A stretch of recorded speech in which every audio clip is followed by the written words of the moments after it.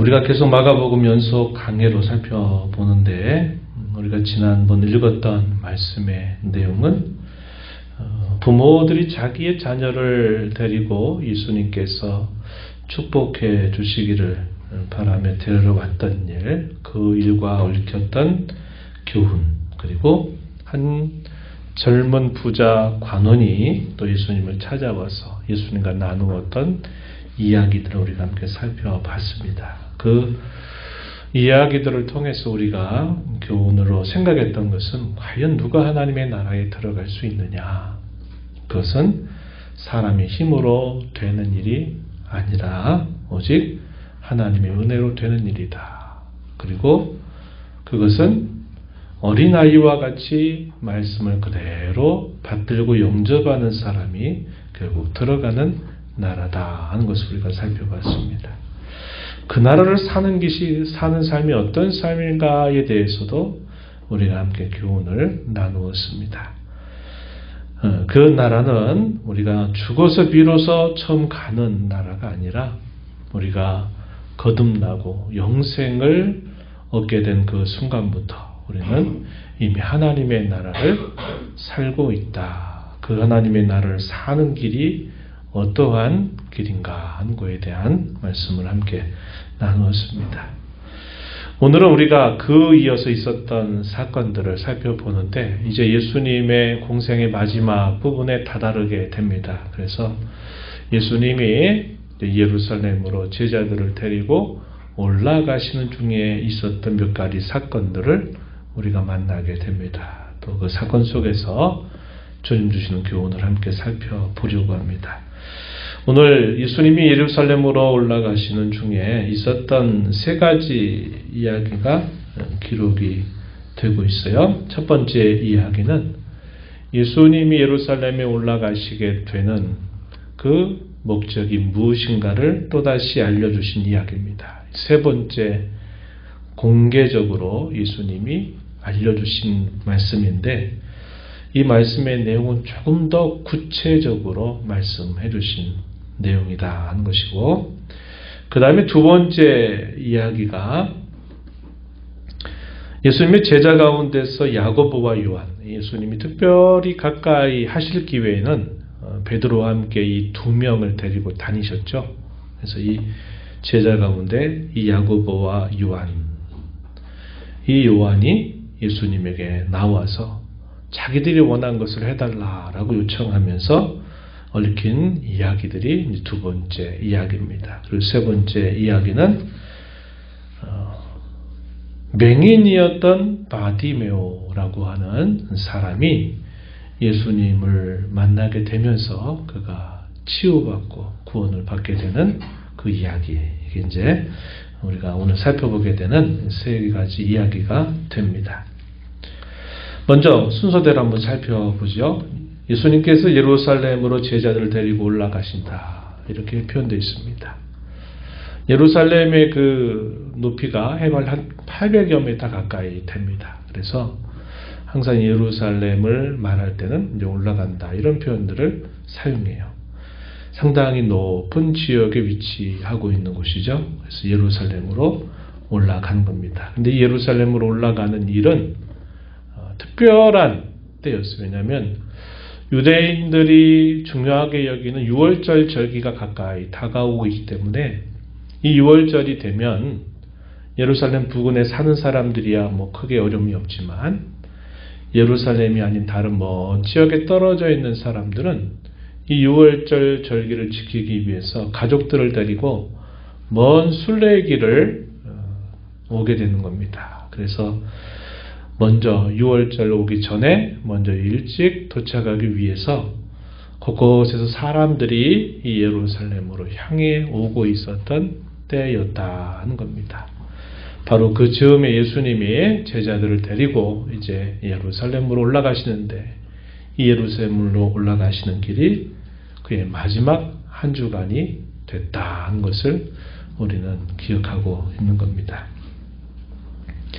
이 예루살렘으로 올라가시는 길에 예수님께서 제자들을 향해서 자신이 어떤 일을 예루살렘에 가서 당하게 될 것인가를 또다시 공개적으로 이야기하세요. 이 세 번째 공개적인 말씀이었습니다. 이 말씀의 내용은 상당히 구체적입니다. 그 내용이 32절 하반절부터 34절까지 기록되고 있어요. 앞에서 있었던 이야기, 조금 전에 말씀드렸듯이 한 젊은 부자 관원이 예수님을 찾아와서 대화를 나누다가 예수님이 내게 한 가지 부족한 게 있다 그러면서 내가 가지고 있는 소유를 다 팔아서 가난한 사람들에게 다 나눠주고 나를 따르라 이런 말씀을 예수님이 하시자 젊은 부자 관원은 깊은 근심을 하면서 돌아가게 되었다 한 거죠. 그러면서 제자들은 충격에 휩싸이게 됩니다. 아니 저렇게 어릴 때부터 계명을 잘 지키고 또 하나님이 복을 주셔서 복을 많이 받은 저 젊은 부자 관원조차도 하나님의 나라를 들어가기가 어렵다면 과연 누가 들어갈 수 있을까? 이렇게 큰 충격을 받게 된 일이 있었죠. 그러면서 낙타가 바늘기로 들어가는 것보다 부자가 하나님 나라에 들어가는 것이 더 어렵다 이런 말씀을 통해서 사람으로서는 불가능하지만 하나님으로서는 가능하다 하는 말씀을 예수님이 하시게 됩니다. 제자들이 우리는 모든 걸 다 버리고 예수님을 따랐습니다 라고 말하자 예수님은 그래 너희에게 복이 많이 있을 거다 라고 말씀은 하시지만 뒤끝에 조금 알듯말듯 하신 말씀을 하시죠. 어떤 말씀 하셨어요? 먼저 된 자로서 나중이 되고 나중된 자로서 먼저 될 자가 많다 이런 말씀을 하십니다.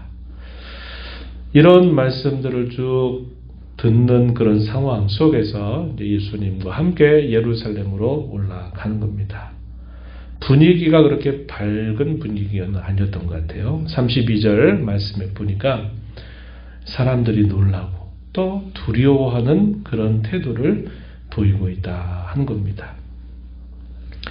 한편으로 명절이 다가오니까 명절을 세려고 하는 그런 마음도 있었을 텐데 예수님이 계속 하시는 말씀이 자신들이 무슨 소리인지를 이야기가 어렵고 자신들의 생각과 뭔가 다른 이야기를 하시는 것 같다 이런 느낌을 받게 되면서 함께하는 제자들을 포함해서 따르는 사람들이 놀라고 두려워하는 그런 모습을 나타내 주는 겁니다. 거기에 덧붙여 예수님은 내가 예루살렘에 올라가면 내가 이런 일을 당할 거다라는 말씀을 해주시는 겁니다. 인자가 종교 지도자들에 의해서 넘겨지게 될 것이고 또 죽이기로 결의를 받게 될 것이고 이방인들에게 넘겨주어 이방인들이 능욕하고 침을 뱉을 것이고 채찍질하여 죽이게 될 거다. 이렇게 예수님이 말씀하십니다. 과정 우리가 예수님이 한 주간의 내용들을 쭉 기억해 보면 이 말씀하신 그대로 차곡차곡 하나하나 다 진행되고 있는 것을 우리는 알고 있습니다. 이 말씀은 약 700여 년 전 선지자 이사야를 통해서 고난받는 의의 종에 대한 예언, 이사야서 53장에 우리가 기억하는 여러 말씀들에 대한 분명한 예수님의 설명이었다 하는 것을 우리는 떠올려 볼 수 있어요. 죽을 것이지만 사흘 만에 다시 살아날 것이다. 이렇게 예수님이 말씀을 하셔서 상당히 구체적으로 예수님이 예루살렘에 올라가셔서 겪으실 일들을 말씀해 주시는 겁니다. 명절을 지키려고 하는 많은 사람들이 예루살렘으로 올라가고 있기도 하고 또 이 명절에 예루살렘으로 올라갈 때 옛 선지자들이 예언했던 그 기대를 가지고 예루살렘으로 올라가지만 예수님은 실상 그 예루살렘으로 올라가는 길은 곧 십자가의 길이다, 죽음의 길이다 이런 것을 말씀하신 겁니다. 마가복음에선 이 십자가에 대한 언급이 없지만은 그런 다른 복음서에 보게 되면 십자가에 달려 죽게 될 것까지 말씀을 하셨어요. 그리고 예수님은 그들에게 다시 살아난다라고 하는 말씀은 하시지만 또 그게 도대체 무슨 말씀인지를 사람들이 깨닫지 못했습니다. 누가복음 18장 34절 병행구절인데요. 거기 보게 되면 이 제자들은 예수님의 말씀을 여전히 하나도 깨닫지 못했다고 기록해 주고 있습니다. 3번씩이나 공개적으로 예수님이 가는 길이 어떤 길이다 하는 것을 말씀해 주시지만 당시 제자들, 가장 가까이 있었던 제자들마저도 그 사실들을 도무지 깨닫지 못한 상태에 있었다. 이렇게 알려주고 있습니다. 그러한 모습들이 바로 뒤에 이어지는 이야기를 통해서 그랬구나. 우리가 이해할 수 있는 상황이 펼쳐집니다. 어떤 일이 벌어졌냐면 세베대의 아들이었던 이 야고보와 요한이 선점을 한 겁니다. 선점. 예루살렘에 올라가면 뭔가 좋은 일, 기대하고 바랐던 일이 이루어지겠다 하는 이런 기대를 가지고서는 다른 제자들보다 앞서서 먼저 선점을 한 거예요. 그게 뭡니까? 선생님, 우리가 구하는 것을 허락해달라고 요구를 한 것입니다. 구하는 것을 달라고 간청을 했어요. 이러한 간청의 내용도 우리가 읽은 이 마가복음에서는 직접 간청한 것처럼 기록이 되어 있지만 마태복음의 기록을, 동일한 사건의 마태복음의 기록을 보게 되면 이들의 어머니가 먼저 요구했다는 겁니다. 소위 치맛바람을 먼저 날린 거예요. 먼저 날려서 우리 아들 우편에 좌편에 앉혀달라라고 요구한 사실이 이 마태복음에서는 기록이 돼요. 마태복음 20장 20절에 기록이 되고 마가복음에서는 직접 또 이들이 예수님께 하는 모습이 표현됩니다. 그래서 이 복음서를 종합적으로 보게 되면 2번씩이나 이렇게 요구했다 하는 것을 우리가 알게 되죠. 부모가 먼저 나서가지고 예수님에게 이걸 요청하고 그 뒤에서 그의 자식들이 또 나서서 이렇게 해달라고 요청을 한 겁니다. 세상으로서는 아주 좋은 기회를 먼저 선점한 거죠. 먼저 잡은 거죠. 그런 모습이라고 볼 수 있을 겁니다. 예수님께서 그들의 말을 들으시고서 무엇을 하여 주기를 원하느냐라고 되묻습니다. 그랬더니 그들이 요구를 말씀드리는데 37절에 보니까 주의 영광 중에서 하나는 우편에 하나는 좌편에 앉게 하여 주소서 이렇게 간청을 올렸어요. 베드로를 빼고 이 요한과 야고보 이 두 사람은 어떤 경험을 특별하게 한 일이 있었냐면 우리가 앞에서 살펴본 것처럼 변화산 사건을 경험한 사람이었어요. 베드로도 있는데 베드로는 지금 빠져있는 상태고 이 요한과 야고보가 변화산에서 예수님의 영광스럽게 변모된 모습을 봤단 말이죠. 베드로는 그 광경이 얼마나 영광스럽고 얼마나 찬란했는지 초막 셋을 지어서 여기 있고 싶다고 예수님께 간청까지 드렸죠. 그런데 예수님은 다시 제자들을 데리고 내려오셨습니다. 지난번 살폈던 이야기 기억나시죠? 땅 아래서 무슨 일이 있었습니까? 귀신 들린 아들을 고쳐달라고 나머지 제자들에게 막 그렇게 고쳐달라고 간청을 해가지고 제자들이 안간힘을 쓰면서 어떻게 해보려고 하는데 귀신이 쫓겨나가지를 않는 겁니다. 이것 때문에 종교 지도자들과 논쟁이 붙어가지고 막 소란한 상태가 펼쳐지고 있는 모습이 그려졌죠.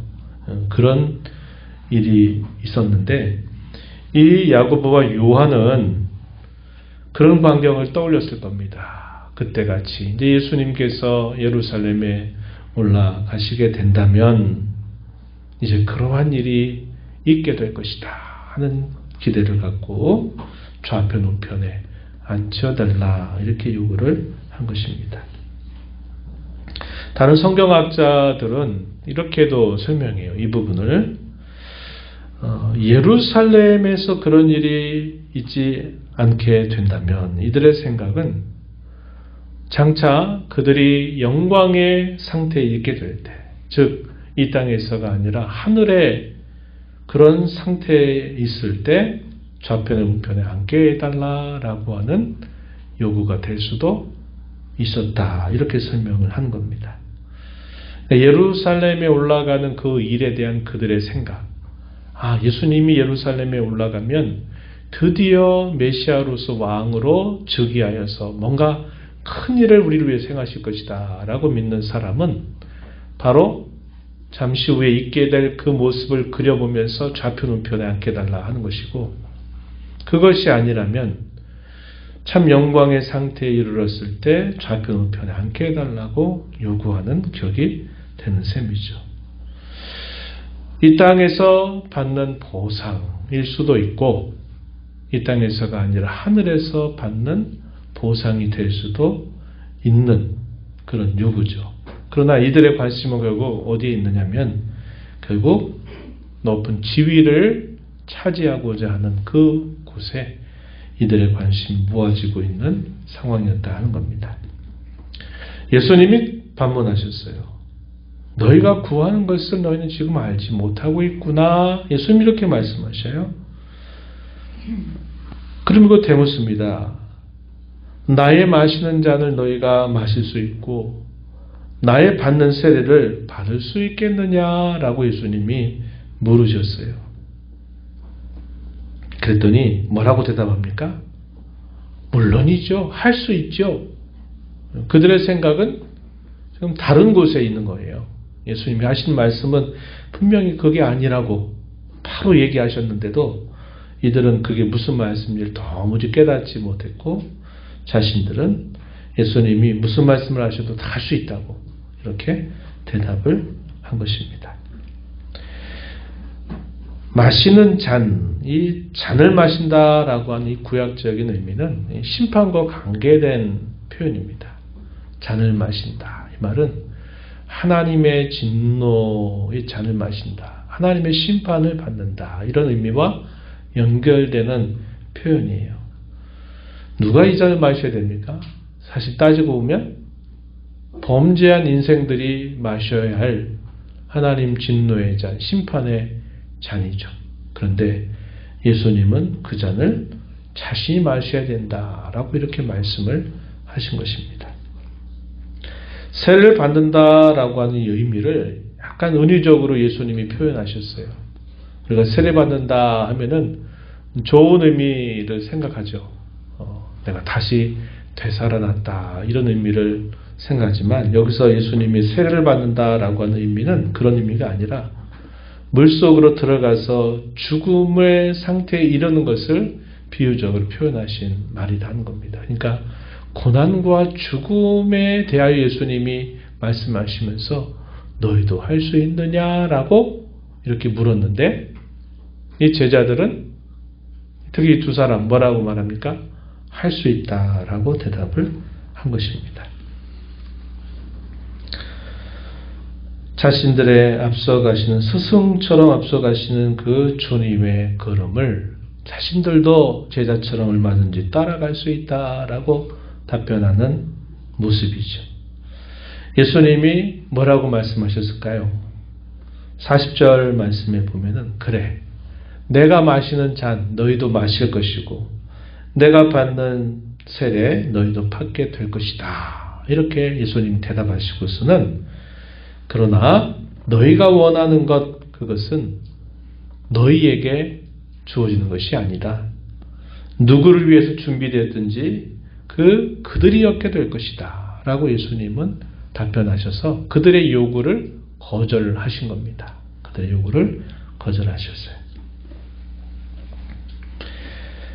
나의 잔을 너희가 마신다. 내가 받는 세례를 받는다라는 것은 앞으로 그들이 지금은 알 수 없지만 그들이 앞으로 살아갈 그 삶이 그렇게 되리라고 하시는 예수님의 말씀과 같다는 겁니다.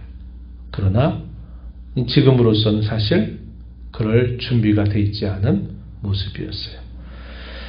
이런 대화를 들었던 나머지 10명의 제자들이 화가 너무 난 겁니다. 화가 너무 났어요. 누구에게서 화가 났을까요? 이 두 제자에 대해서 화가 난 겁니다. 아니, 우리가 말하기 전에 먼저 저렇게 앞서 나가지고 요구했단 말이야? 뭐 그런 것만 들리는 거죠. 예수님의 대답이나 하신 말씀의 뜻이 뭔지는 이해가 안 되고 네가 먼저 나서가지고 지금 그걸 요구했단 말이야? 이런 거에 대한 매우 불쾌한 감정을 이제 표현하고 있는 모습이다. 이렇게 우리가 이해할 수 있는 부분입니다. 이에 덧붙여 예수님께서는 그들이 원하는 것이 아닌 다른 것이 우리가 추구하고 우리가 따라야 할 삶이다 하는 것을 또 가르쳐 주시는 겁니다. 그 말씀이 42절로부터 45절까지 주어지는 말씀이에요. 어떤 말씀입니까? 이방인들의 집권자들은 그들을 임의로 주관하고 그 고관들이 그들에게 권세를 부리는 줄 너희가 안다. 권력과 힘에 취해 있는 그들의 모습을 너희가 알지만 너희 중에는 그렇지 않을 것이다. 너희 중에 누구든지 크고자 하는 자는 어떤 자가 되라?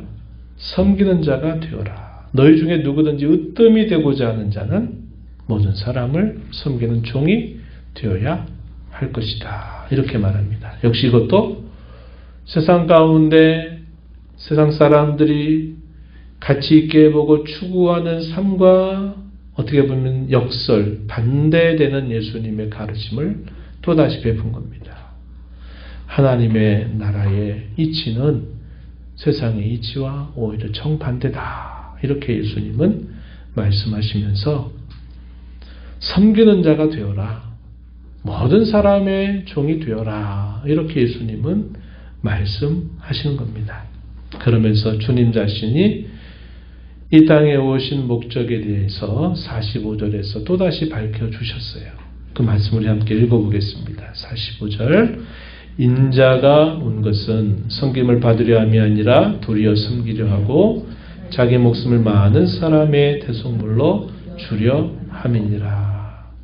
인자가 온 것, 인자가 온 목적은 섬김 받으려 한 것이 아니다. 오히려 섬기려고 왔다 말씀하시고 그 섬김의 극치로서 어떻게 하시겠다고 말씀하십니까? 자신의 목숨을 많은 사람을 위한 대속물로 주기 위해서 왔다. 이렇게 예수님께서 자신이 무엇을 위해 이 땅에 오셨는가를 분명하게 밝혀주셨다는 겁니다. 그래서 하나님의 나라의 이치, 그 나라의 이치를 말씀하시고 주님 자신이 그에 대한 진정한 모범으로서 주님이 섬기는 자로 자신의 목숨을 많은 사람을 위한 대속물로 주려고 왔다. 이런 말씀을 하시는 겁니다. 주님의 뒤를 따라 살아가는 사람은 예수님이 하셨던 이 가르침에 따라서 살아가야만 된다는 거죠. 제자들을 포함해서 예수님을 따르는 모든 사람들은 다 이렇게 해서 예수님을 따라와야 된다는 것을 예수님이 가르쳐 주시는 매우 중요한 말씀이 됩니다. 제자들 당시의 제자들이나 다른 사람들은 이게 무슨 말씀인지 이해를 할 수가 없었던 말씀이었어요. 주님이 이제 예루살렘에 올라가셔서 겪으셨던 그 일을 다 지켜보고 또 시간이 지나서 성령 하나님이 그들의 심령에 찾아오셔서 예수님이 말씀하셨던 것, 예수님이 행하셨던 것들이 무엇인가를 밝혀주시게 되면서 이것이 바로 그런 말씀이었구나 하는 사실들을 그들이 깨닫고 그 깨달은 대로 그 걸음을 남은 생애로 그 걸음을 따라 살아가는 그런 일이 결과적으로는 따라왔다는 것을 우리는 알고 있는 겁니다. 그리고 난 다음에 더 예루살렘으로 가까이 다가와서 이제 예루살렘으로 가기 전에 이 여리고라고 하는 곳에 이제 인접하게 될 때 이 여리고에서 사람들이 더 많이 있었겠죠. 왜냐하면 예루살렘으로 명절 세기 위해서 올라가는 사람들이 더 있다 보니까 이 여리고에서 또 하나의 사건이 일어납니다. 그 사건은 맹인이었던 바디메오가 치유를 받게 되는 사건이었습니다. 마가복음에는 맹인이 눈을 뜨게 되는 사건을 두 가지만 다 선별해서 기록을 했어요. 그래서 첫 번째, 예수 두 번째 이 맹인이 눈을 뜨게 되는 사건을 여기서 기록해 주고 있어요. 이 맹인은 그의 상태에 대해서 46절에 보니까 거지였다 그랬습니다. 눈에 앞에 보이지 않으니까 이들이 할 수 있는 일이 사실은 다른 사람의 도움을 요청해서 그 도움을 받아 살아가는 것이 그가 살아가는 삶의 모습이었어요. 그래서 맹인이면서 동시에 거리 생활을 할 수밖에 없는 그런 사람이었다. 이렇게 소개가 되고 있습니다. 이름 가운데 바라는 말이 앞서가면요. 누구누구의 아들이다 하는 뜻을 나타내요. 그래서 바디메오다 이러면은 디메오의 아들 이런 뜻입니다. 바디메오. 이 바디메오의 이름의 뜻이 부정의 아들. 디메오라는 의미가 부정하다라는 의미를 담고 있어요. 부정한 아들 이런 의미를 담고 있죠. 아마 출생과 관계된 그런 얽힌 이야기들이 아마 있었으리라 여겨지는 부분이에요. 마태복음에 보면요. 오늘 우리가 마가복음에서는 바디메오라고 한 사람으로 표현되지만 마태복음에 보면 맹인 두 사람이 예수님을 찾아오는 사건으로 기록이 됩니다. 이럴 때는 우리가 어떻게 이해를 하냐면 서로 상호 보충을 해서 말씀을 이해해야 돼요. 어떤 분은 이제 성경 읽다가 왜 마가복음에서 한 사람으로 되어 있는데 마태복음에서는 두 사람으로 되어 있냐. 이거 서로 모순되는 거 아니냐. 서로 일치되지 않는 말씀이 아니냐. 또 이렇게 오해를 하게 되는 경우가 있는데 이건 이제 그렇게 보는 게 아니고 종합적으로 봐야 된다는 거죠. 두 사람이 있었는데 거기서 큰 소리를 지르고 했던 인물이 바디메오였다. 이렇게 우리가 서로 보충해서 이 표현들을 이해하는 것이 바르다 이 말입니다.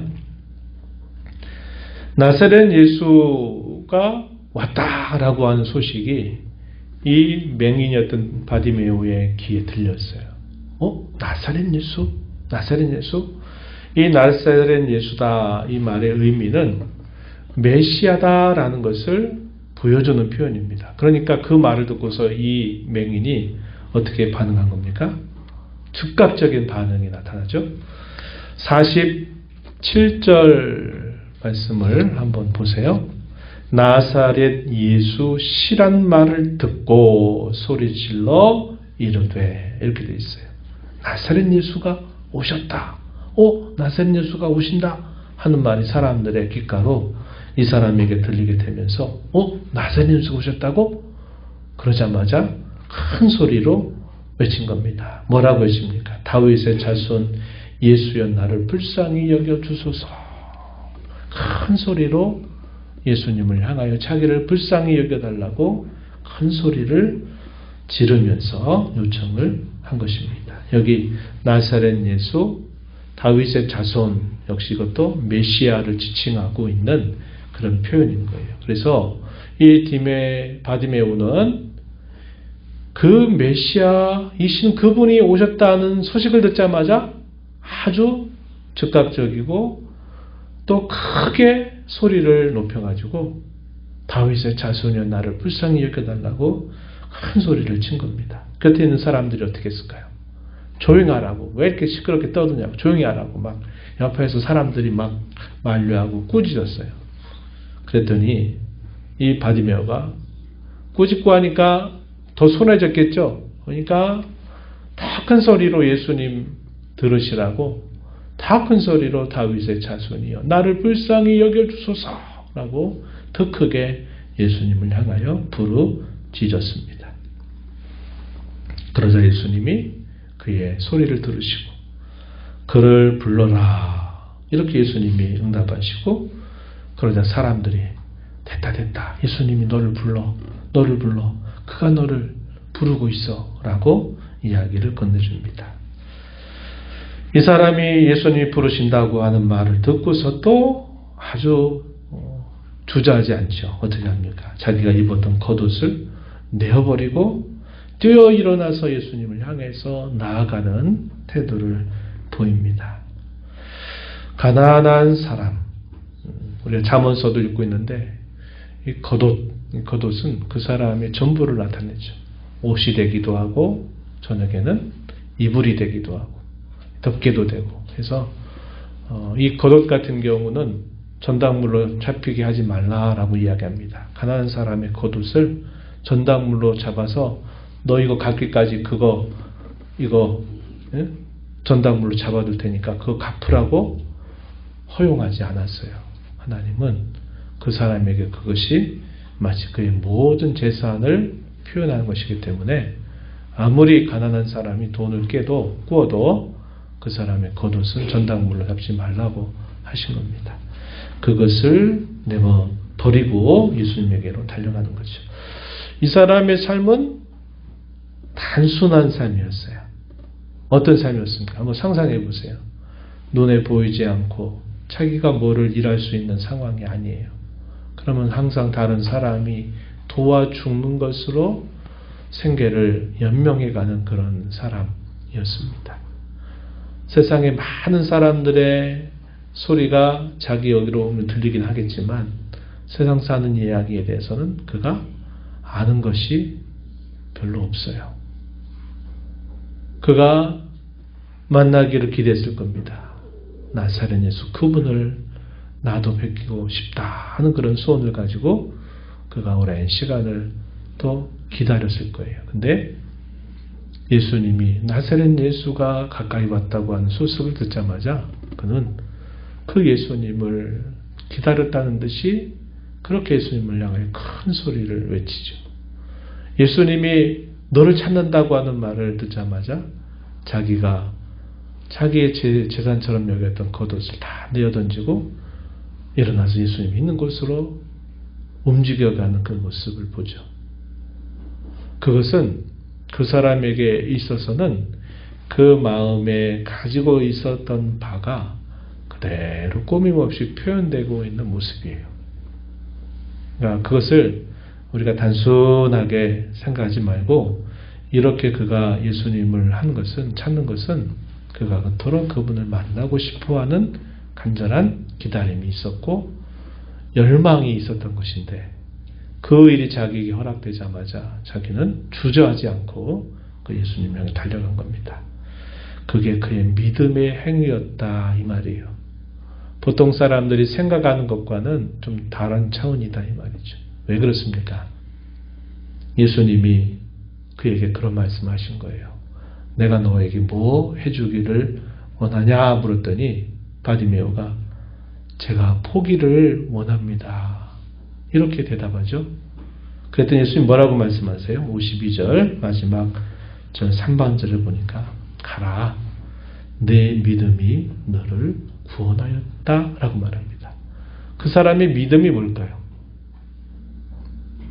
우리의 눈에는 그 사람이 어떤 믿음을 가지고 있는지를 잘 볼 수 없어요. 그러나 그 사람이 했던 그 외침 또 그가 입고 의지하며 살아왔던 겉옷을 내어 던지고 예수님께로 달려가는 그의 단순한 행위 속에서는 바로 그가 가지고 있는 그 믿음이 그런 행위로 나타나고 있다는 것을 보는 거죠. 예수님은 그걸 보신 겁니다. 그래서 너의 믿음이 너를 구원하였다. 이렇게 예수님께서 말씀하신 겁니다.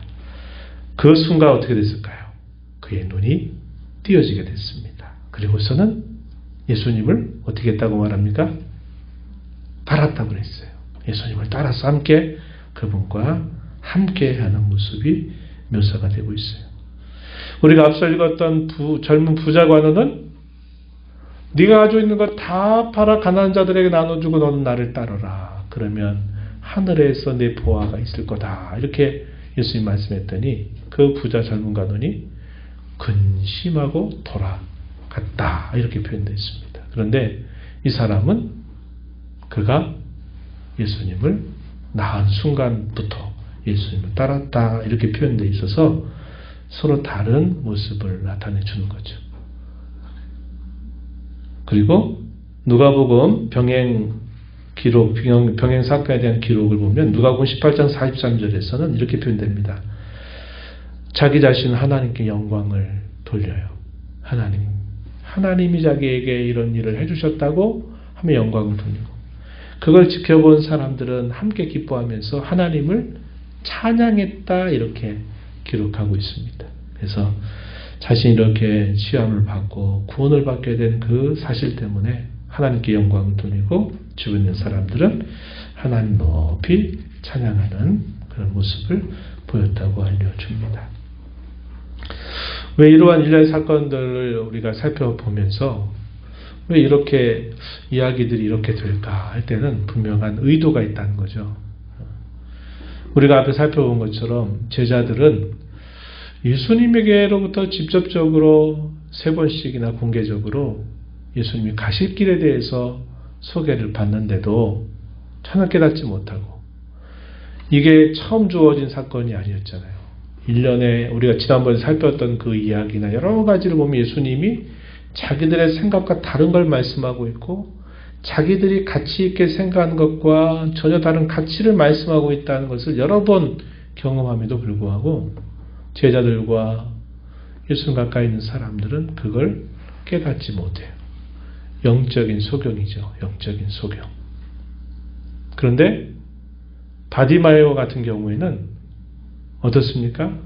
단순하죠. 그러나 그가 눈으로는 볼 수 없지만 예수님에 대한 그의 생각은 복잡하지가 않았어요. 단순했어요. 그리고 그 단순함을 그대로 믿었어요. 예수님이 어린아이를 두고 하나님의 나라가 이 어린아이와 같이 받들지 아니하면 너희가 하나님 나라에 들어갈 수 없다고 예수님 말씀하셨을 때 그게 뭘 말합니까? 복잡하게 이것저것 얽히고 설키고 있는 것들이 아니라 그냥 어린아이는 그 하는 말을 그대로 빨아들여서 그대로 될 줄로 믿고 신뢰하는 거죠. 하나님 나라는 바로 그런 자들의 것이다. 이렇게 예수님 말씀하신 대로 바디메오는 바로 그런 대표적인 하나의 예를 보여주는 인물이 된 겁니다. 그래서 육체적으로 맹인으로 살아왔던 그 사람은 실상 예수님을 밝히 보고 그의 말씀을 그대로 믿는 사람의 모습을 보여주지만, 눈을 뜨고 예수님 곁을 가까이 했던 제자들의 모습은 영적인 소경의 모습을 그대로 보여주고 있는 모습을 우리가 보게 되는 겁니다. 스승과 제자에 대한 내용들을 우리가 주일날 함께 살펴보면서 오늘 여기서도 우리가 그런 교훈을 생각해 보게 됩니다. 앞서가신 주님의 길, 뒤따라 가야 할 우리의 길, 그것이 어떤 것인가 하는 것을 오늘 본문은 우리에게 잘 가르쳐줘요. 역설의 길로 보입니다. 역설. 또 그 길은 깨닫지 못하고는 따라갈 수 없는 길이에요. 예수님은 제자들이 이렇게 생각했죠. 우리는 예수님과 함께 여태까지 모든 걸 다 버리고 예수님 따랐잖아요. 우리가 지난주 얘기에서 그런 얘기를 살펴봤어요.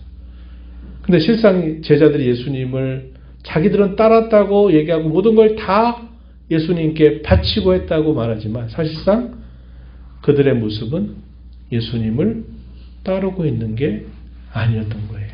그렇죠? 깨달아야만 따라갈 수 있는 길입니다. 깨달아야만. 깨닫지 못하고서는 따라갈 수 없는 길이 주님의 걸음을 따라가는 길이다 하는 거죠. 그래서 깨달아야만 된다. 이 깨닫기 위해서 우리에게 필요한 게 뭐냐면 영적인 분별력이죠. 주님이 하신 말씀을 밝히 알아듣는 그런 분별력, 영적인 총명함이 반드시 있어야만 된다.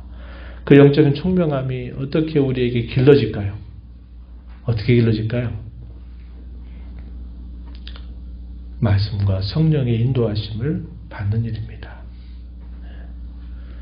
기도해가지고 분별력을 얻는 게 아니라 주님이 하신 그 말씀의 참뜻을 우리가 알고 성령의 가르치심으로 깨닫는 삶이 우리에게 있을 때 영적인 총명과 분별력이 생기는 것입니다. 그래서 우리에게는 그런 자세가 있어야만 깨달은 자로 그분의 뒤를 따라가는 참 제자가 될 수 있다 하는 것이고, 또 한 가지가 있어요. 깨달아도 또 못 가는 길이 주님 뒤를 따라가는 길이다 하는 겁니다. 깨달으면 다 갑니까? 그렇지 않다는 거예요. 깨달아도 못 가요. 하나님의 은혜가 없이는, 그분의 도우심이 없이는 은혜 깨닫는다 하더라도 따라갈 수 없는 길이 주님의 뒤를 따라 살아가는 길이다 하는 겁니다. 우리의 힘과 능력이 아닌 하나님의 능력, 그분의 힘을 힘입어야 되고 그분의 은총을 힘입어야만 가는 것이고, 또 다르게는 자기를 부인하지 않고는 따라갈 수 없는 길이 예수님의 뒤를 따라가는 길이다 하는 겁니다. 내 힘과 내 지혜와 내 능력으로 따라갈 수 없고 그분의 능력과 지혜를 힘입어야만 따라가고 하기 위해서 우리는 늘 기도하는 일을 힘을 기울여야 돼요. 그 기도는 내가 원하는 걸 받아내기 위해서 하는 기도가 아니라 내 부족함에 하나님의 은혜가 나와 함께해서 하나님의 능력이 나를 붙들어서 그분을 따라가도록 하기 위해서 하는 기도를 말합니다. 그분의 능력이 우리의 것이 되게 해달라고 우리가 간절하게 기도하고 바라는 그런 삶을 통해서 우리가 주님을 따라갈 수 있는 거예요. 깨닫기 위해서 영적인 분별력이 필요하고, 깨달아도 그분의 능력을 힘입지 않고는 따라갈 수 없는 길이기에 우리는 하나님의 도우심을 전적으로 의지하며 기도함으로 가는 삶이어야 된다 하는 것, 우리가 이 말씀을 통해서 배우게 됩니다. 왜 우리가 이 땅에 사는 동안 계속 말씀을 읽고 또 읽고 교훈받고 또 그 말씀을 숙고하고 성찰해야 되느냐? 왜 우리가 성령 하나님을 깊이 의지해야만 되느냐? 우리가 늘 기도하는 삶을 쉬지 말아야 되느냐 하는 것은 바로 우리 앞서 가신 주님의 뒤를 우리가 이 땅에 사는 동안 올바르게 따라가기 위해서 반드시 필요한 것이 되기 때문에 그런 것입니다. 이런 교훈들 마음에 새기면서 저와 여러분의 삶이 우리 주님의 발자취를 잘 따라가는, 올바르게 따라가는 복된 삶 되기를 축복합니다. 하나님 아버지, 오늘도 저희들을 불러주셔서 우리 주님께서 하신 말씀의 교훈들을 다시 한번 되새기게 해주심을 감사합니다. 깨닫지 못하고는 함께 하는 것만으로는 주님을 따라갈 수 없는 길임을 배우고, 또 그것을 깨닫는다 하더라도 우리의 힘으로, 우리의 노력으로, 우리의 능력으로 따라갈 수 있는 길이 아니라 우리 주님의 능력을 힘입지 않고는, 은총을 힘입지 않고는 역시 따라갈 수 없는 길임을 저희가 다시 한번 배웁니다. 늘 저희에게 주시는 말씀, 늘 저희 곁에 내주하시고 저희를 도우시는 성령 하나님의 인도하심, 늘 저희로 하여금 쉬지 말고 기도하라고 하셨던 주의 교훈들을 늘 마음에 새기면서 남은 생에 주님의 마음을 잘 알아들이고 주님의 마음을 잘 헤아리는 자로 따라가는 복된 삶 살게 해 주옵소서. 예수님의 이름으로 기도하옵나이다. 아멘.